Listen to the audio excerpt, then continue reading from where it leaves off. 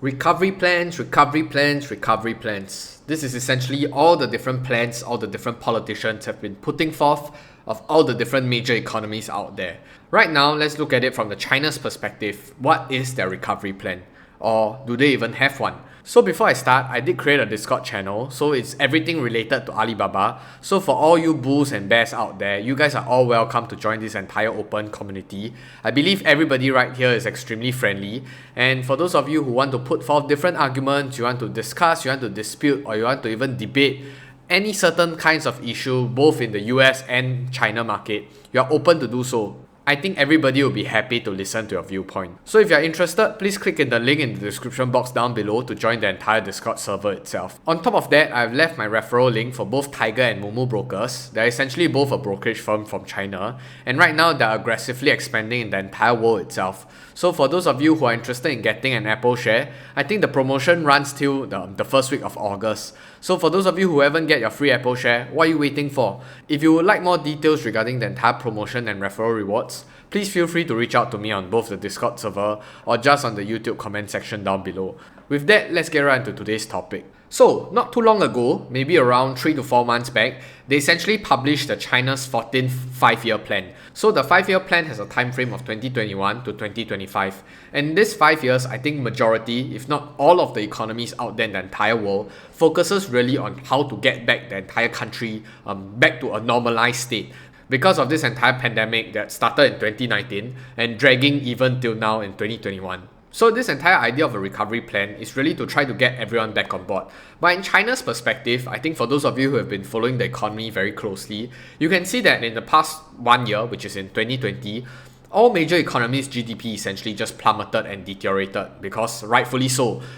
Countries went into lockdown, people can't fly anymore, the entire tourism industry essentially got decimated. And there has been a lot of linked industry and that got severely affected as well. But from China's perspective, they actually did have a positive GDP growth in 2020. Albeit not huge, but it's still a growth compared to everyone that plummeted. So with this entire idea where, let's say even if you were to stay put, while the rest of your competitors, or I would say they're not competitors, where the rest of the countries in the world essentially just went down, you don't even need to increase or you don't even need to improve. You just stay where you're at, everybody decreases. Relatively speaking, you are miles ahead of others. In this case, I would really just like to share the different perspective and to give you a little bit in-depth analysis and idea about this entire 14 5-year plan. And like I do know that some of you really enjoyed all the different Chinese content, but the white paper for the 5-year plan is too extensive and there's too much words. And by the time I finished translating, you guys probably fell asleep and already clicked out of this video. So I really just wanted to thank Hill and Norton's strategy, where they very succinctly lay out all the different strategies that China have in place. And I'll just be going through with you briefly. And for those of you who have read it before, you can treat it as a refresher course. For those of you who do not know, it gives you a better analysis and appreciation of the Chinese government and what their philosophy is and what they're thinking about and how they intend to bring the country forward in the next 5 years. And of course, because they're not a democracy, you can believe the entire CCP's regime to bring forward and to carry on with their promise, because they're not afraid of the next election, or they're not afraid of a rogue president and that starts inciting racial divides. So with that in mind, the Chinese leadership not only set the national, socio-economic and political priorities for 2021, but also approved the China's 14 5-year plan and the grand strategic blueprint for the next half decade, as well as the longer term goals for 2035. So the major themes, I really just wanted to go through very simply put. Prioritizing the quality of growth rather than the quantity of growth. I think this entire idea of this quantity of growth has been in a lot of people's mind and a lot of analysts particularly. They are saying that, hey, China has been growing 2 digits, why are they slowing down to 1 digit? Or hey, China might be growing 10-20% a year, then they have been slowing down to 8%, 7%, 6%. Oh, that must be a very bad sign. China is slowing down, we should all pour our investments.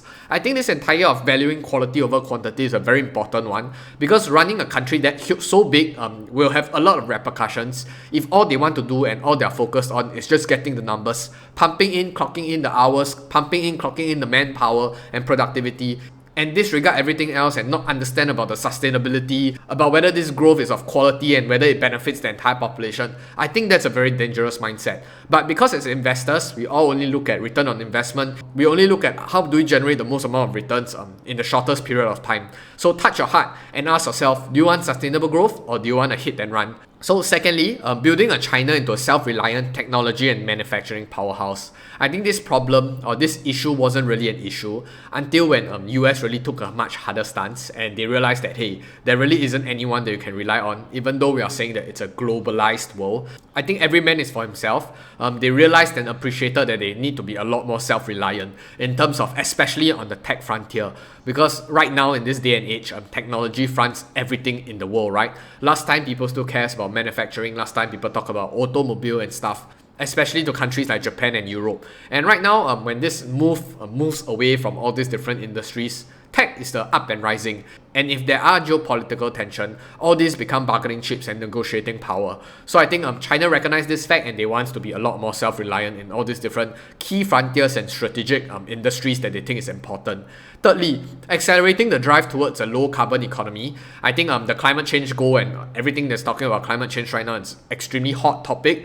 Talking about electric vehicles, talking about achieving carbon neutrality. I think this is essentially our next decade aim for the entire world arena.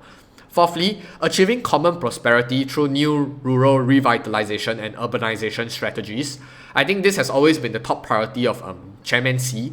The entire legitimacy of the Chinese Communist Party is for them to deliver results. So as long as people are well fed, people have a job, people continuously earn money, and more people are lifted out of the poverty cycle, I don't think it's very important whether they value democracy, value freedom of speech, when people don't even have food on their table. Fifth, moving ahead with gradual liberalization of the business environment. I think that's one of the key factors that we might want to look at and explore a little bit further because of all this Chinese tech crackdown recently.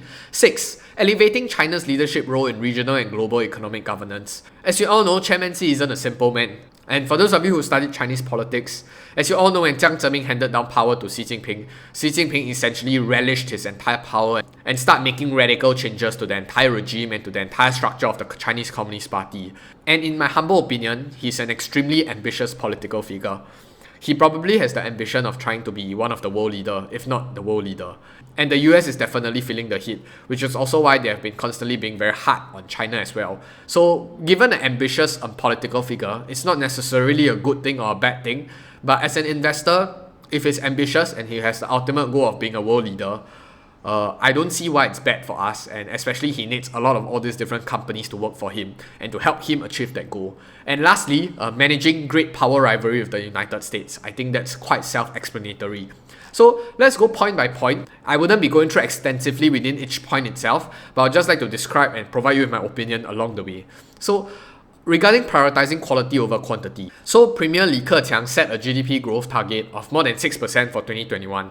This is well below most analysts' expectation. So the government said it will aim to keep the economy running within an appropriate range and set annual targets for economic growth in light of actual conditions. I think a lot of all these analysts don't really understand how China is working. Honestly speaking, if right now you're in the senior management of the Chinese Communist Party, a lot of this data that is derived from this entire population and this running of the country will be fed back to your country itself because you're essentially the government of the day.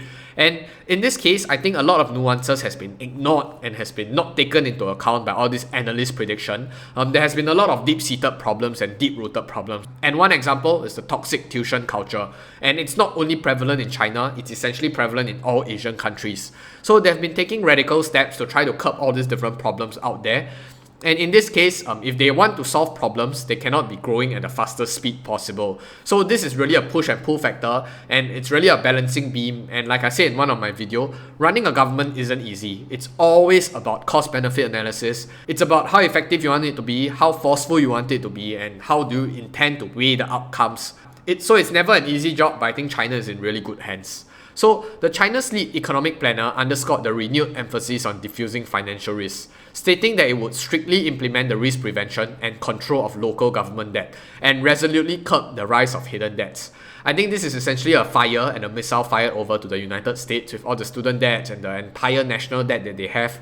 I'm not saying that it's a ticking time bomb, and because they now still have the world reserve currency status, everybody is reliant on the US currency right now. I'm not saying what will happen, when will it happen, or why will it happen, but it's really counterintuitive as someone logical and looking at this entire situation itself. What do you think will be the likely outcome? Maybe leave in the comment section down below.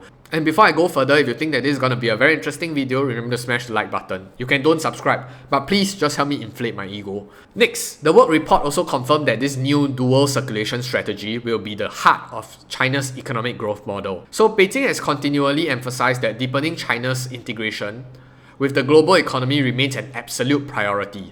The domestic market cannot be separated from the global market, and external circulation can boost domestic circulation. That is a key factor of demand-side management. So for those of you who do not know what dual circulation strategy is, so why is it important? Essentially speaking, the plan places a greater focus on the domestic market or internal circulation, and is China's strategic approach to adopting to an increasingly unstable and hostile outside world. It is expected to see China's place less reliance on its export-oriented development strategy or external circulation without abandoning it altogether. So for those of you who do not know what the heck I just said in the last 30 seconds or 1 minute, simply put, they want to focus more on their domestic markets, they don't want to focus on globalization. It's not saying that they are going back to their norm, they are closing up, they are going back to their communist regime. It's essentially off tangent. And for those of you who are continuously using the argument, please wake up your idea. You're already out of high school, act like it. I think this entire development in the worldwide arena has been a very tricky one. You're either the allies of the US or you're not the allies of the US. And in China's case, it's really in a very unique position and has a very unique proposition. They understand and appreciated the values and merits of globalization. Yet at the same time, they know that over-reliance will be a weakness to the entire communist regime. And which is also why you can see that in the Saudi Arabia state, it has essentially become a weapon of the West to try to curb all these problematic issues that's happening in that Middle Eastern region. I'm not saying that I'm a supporter of Saddam Hussein or I'm not a supporter of all these rogue governments, but I'm just saying that because of your over-reliance on other people, it will be a weakness. So this entire dual circulation strategy just means that the focus will go back to their internal markets. And I think it's a very normal and a very logical thing to do for any government, even if let's say you are the one governing China tomorrow. Next, building China into a self-reliant technology and manufacturing powerhouse. So innovation remains at the heart of China's modernization drive. So it includes next generation AI, semiconductor and cloud computing.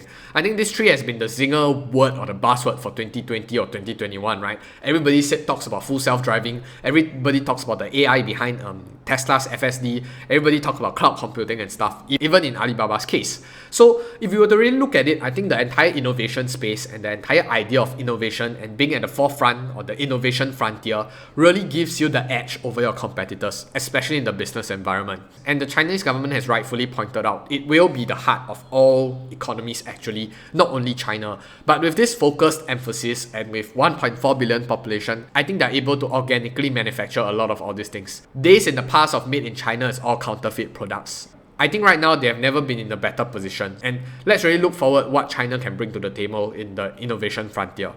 Next, accelerating the drive towards a low-carbon economy. So I think this entire idea of a low-carbon economy and shaping the global biodiversity agenda, I don't really want to comment about it because I'm not really an ESG expert. I'm not really sure about this entire climate change thing. Definitely, I'm not a critic. I'm definitely not calling climate change fake, unlike someone. I think at least on the global arena, most if not all of the countries will be compliant to all the different climate change goals, and China wouldn't be different. So there isn't really much that I can share or provide my opinion on. Next, achieving common prosperity. So in President Xi's signature campaign to lift nearly 100 million people out of poverty since 2012, with the aim of achieving common prosperity by preventing people from falling back into poverty and narrowing the wealth divide between cities and countryside. So it includes expanding city clusters will remain at the vanguard of the urbanization drive moving forward. So President Xi also said that it's entirely possible for China to emerge as a high-income country by the end of the 14th five-year plan and to double its GDP per capita by 2035. So with around 550 million still living in the countryside. So like I said, President Xi is an ambitious man. He wants to go into a high-income country by the end of 2025, and he also expects to double the GDP per capita by 2035. It's definitely a lot more easier and effective if the government do not have to go through a democratic system and process, but it really relies on whether good people are in governance or not. And in this case, I think for the last 10 to 15 years, Chairman Xi and his entire team essentially proven to the entire world what they're capable of.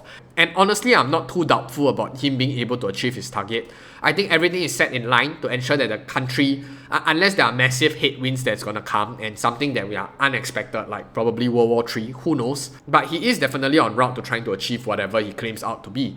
And like I said, the entire legitimacy of the party really comes from all the different economic developments, the prosperity, and his ability to bring people to greater heights and bring them to a better position compared to before. And if he really has the ability to do so in whatever he claims out to be, and I'm probably not even afraid of the different political factions even breaking apart or dividing, because he still has a very strong control. I don't think he has plans to retire soon anyway. Next, moving ahead with a gradual liberalization of the business environment. So authorities have continued to stress that Chinese market's long-term attractiveness and potential, and repeatedly underscored commitments to pushing forward with greater liberalization of market access for foreign companies. So these were all welcome signals, and international businesses should expect to see steady progress in Chinese business environment unfold over the next 5 years. China has become a leading reformer among large economies in improving its business environment. Going forward, certain foreign investors should expect to see a heightened national security oversight of their planned activities in China. This will be especially likely if Chinese companies continue to face escalating regulatory scrutiny abroad. So I think this is the most important part of the 5-year plan, because as investors, we are more concerned about this entire business environment and how our investments will be, and particularly so because we are foreign investors as well.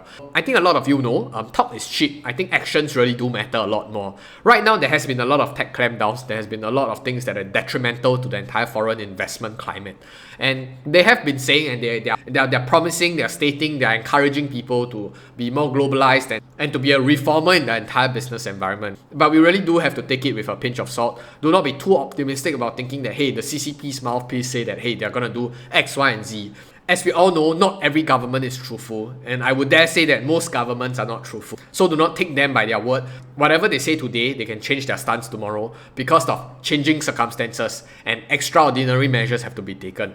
So just sit down, stay on the fence, look how the entire Chinese government managed this entire foreign investment problem, look how they're intending to have greater liberalization to the entire business environment, because it's really very vague terms. What concrete steps we really have to take the next 5 years to understand what CCP has in mind. Next, about elevating China's leadership role in the regional and global governance, Beijing can be expected to continue leveraging multilateral and bilateral framework, not only as vehicles to further deepen China's integration with the global economy, but also to boost its soft power. I think this entire idea of hard power and soft power is very important. Hard power really literally just means that about the military presence, about your ability to protect other countries as well. And soft power is really the relationship, the foreign relations, about my ability to help you out when you are in need, and in this case, if there is a dire consequences, you can help me back again. So I think China will not be slowing down in terms of their foreign engagement, and in terms of ensuring that, hey, the US will not be the dominant player in the entire international arena. So just a food for thought, where do you think China will be in 2035? I'm actually looking forward to a world in 2035. Next, managing great power rivalry with the US. So the adoption of DCS, which is the dual circulation strategy that I mentioned previously, as China's new economic paradigm going forward, made it clear that the Chinese strategies are preparing for the likelihood of continued tension not only with the US but other major economies as well.